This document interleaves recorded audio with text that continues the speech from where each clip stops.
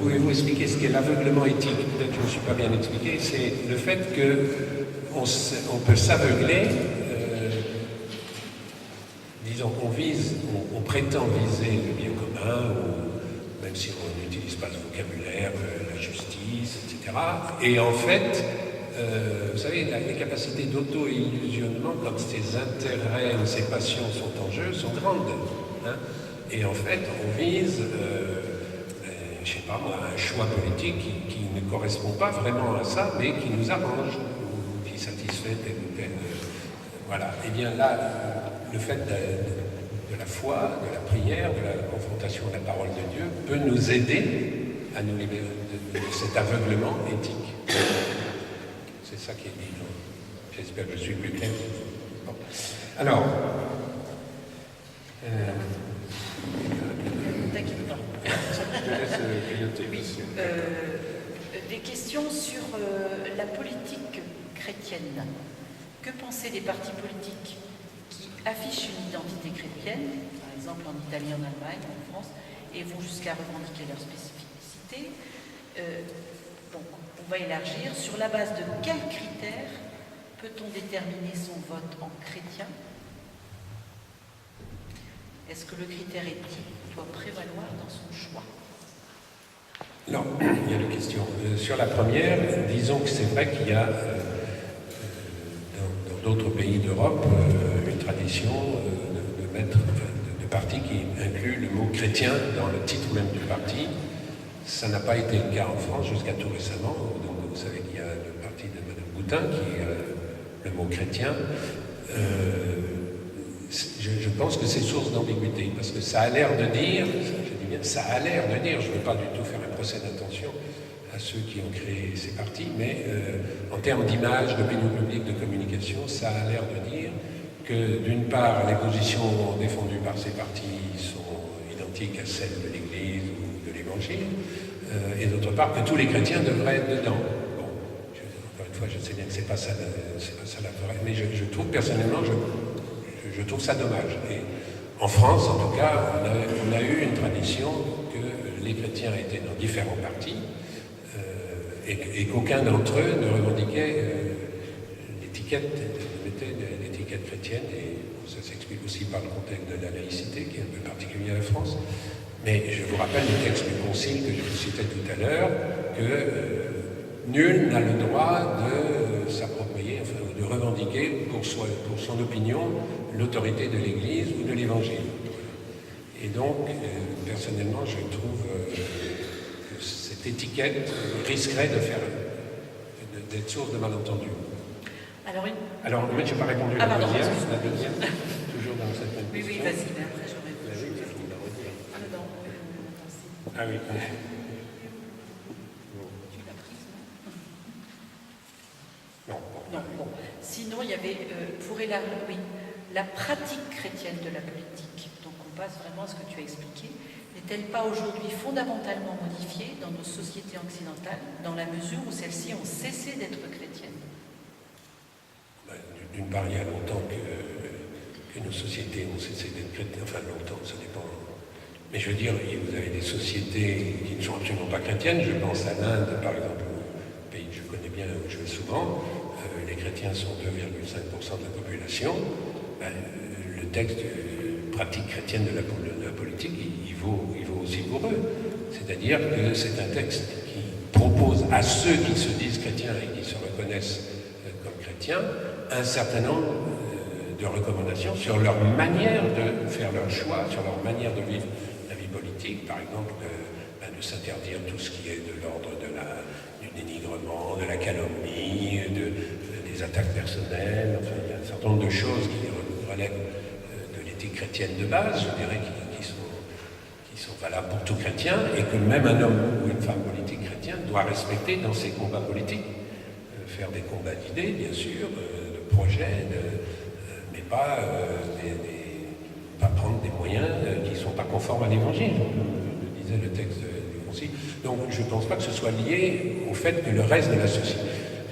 C'est pas parce que les autres ne le respectent pas qu'il ne faut pas le respecter soi-même. Sinon, alors si on conditionnait notre fidélité à l'Évangile au fait que l'ensemble de la société y soit fidèle aussi, alors où va-t-on? Je crois que là, il faut accepter qu'on s'interdise à soi-même un certain nombre de choses, même si on les voit pratiquer par d'autres. Alors, par rapport au bien commun, deux questions qui se complètent un petit peu. Comment comprendre le passage du bien commun au bien de tous? Et là aussi, quand le bien commun semble imposer de sacrifier une minorité, on risque de prendre l'intérêt du plus grand nombre pour le bien commun. On risque de demander aux minorités de se débrouiller avec les miettes.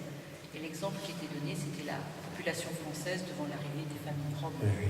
Mais le bien commun, alors le passage de bien commun à bien de tous, à mon avis, si les évêques disent bien de tous, c'est dans un souci pédagogique, ils ont conscience que la formule bien commun n'est peut-être pas très claire, et donc ils ont traduit bien de tous.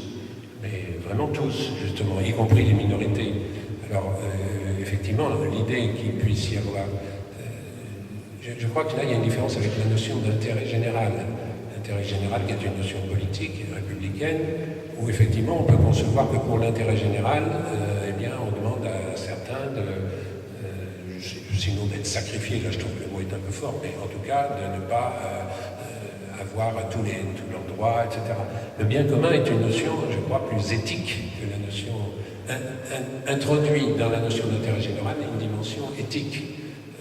Et donc, il n'y a absolument pas à sacrifier les minorités. Je dirais même toute l'éthique chrétienne, éthique politique, éthique sociale, et c'est encore dans le texte des évêques dont je parlais, invite à prendre comme choix, comme critère de choix, pardon, qu'est-ce que ça va faire pour les plus pauvres, pour les plus exclus, etc.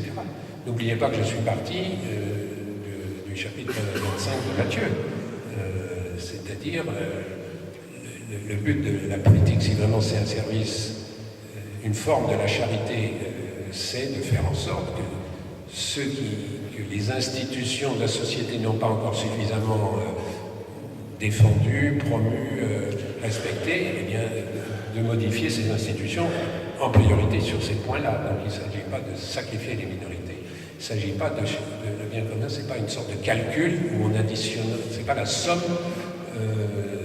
maximale des intérêts de chaque individu du tout. La qualité du vivre ensemble, la qualité relationnelle, la qualité du lien social, comme on dit dans un autre vocabulaire, ça fait partie du bien commun. Et il est sûr qu'une société dont le niveau de vie général, par exemple, si on prend un critère purement quantitatif, s'élève, mais où en même temps il y a de plus en plus de différences entre les plus pauvres et les plus riches, il y a des gens qui ne mangent plus à leur faim, alors qu'il y en a d'autres qui ne savent même pas comment compter leurs revenus ou leur salaire tellement ils en ont. Même si le total s'élève, c'est évidemment au contraire une régression par rapport à l'éthique politique préconisée par l'Église et par le bon sens d'ailleurs, on pourrait rajouter. Encore justement, le développement durable est-il un bien commun? Ah oui, tout à fait, oui, oui. Mais alors c'est une dimension du bien commun tout à fait nouvelle, enfin tout à fait, disons, la prise de conscience de cette dimension est nouvelle et donc n'a pas encore...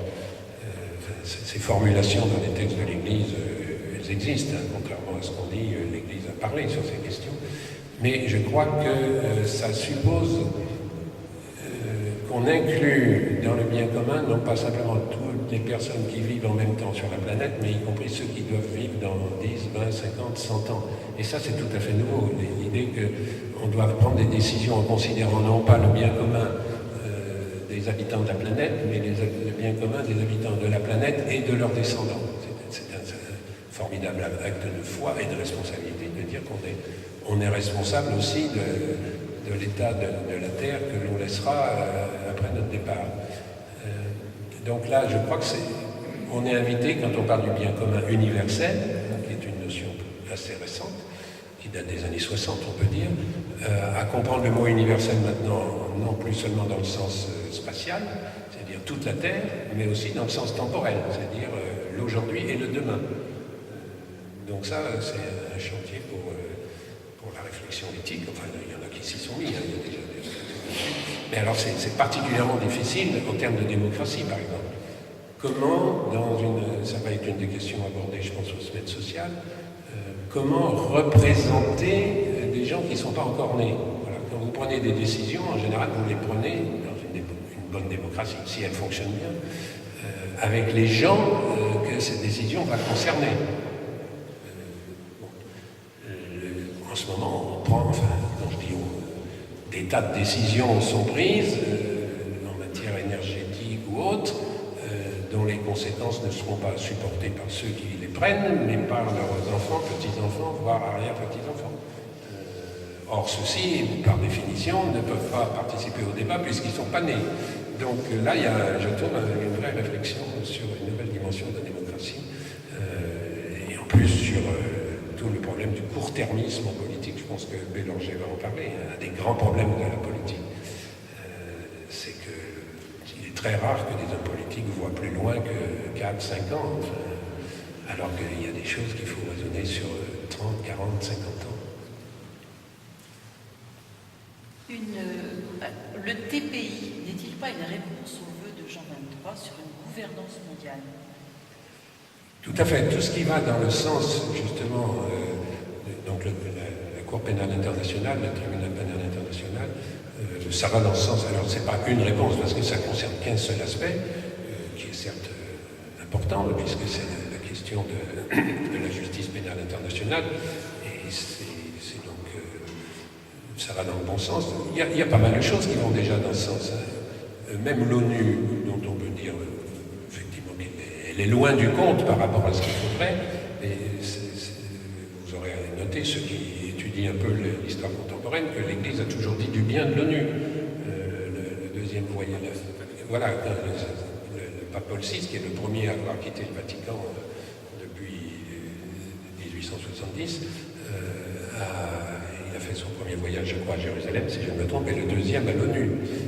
Il y a toujours un discours très positif de la diplomatie vaticane et des instances ecclésiales pour tout ce qui est de l'ordre supranational, sans s'illusionner en même temps sur ses limites. Et bon, vous connaissez tous les problèmes de paralysie ou de lourdeur, etc. Mais ça va dans ce sens-là. Le problème, c'est que l'ONU, c'est encore une instance de concertation, discussion, connaissance mutuelle, elle fait des tas de choses très importantes, mais il n'y a pas encore cet aspect de pouvoir imposer à tous les décisions qui auraient été prises.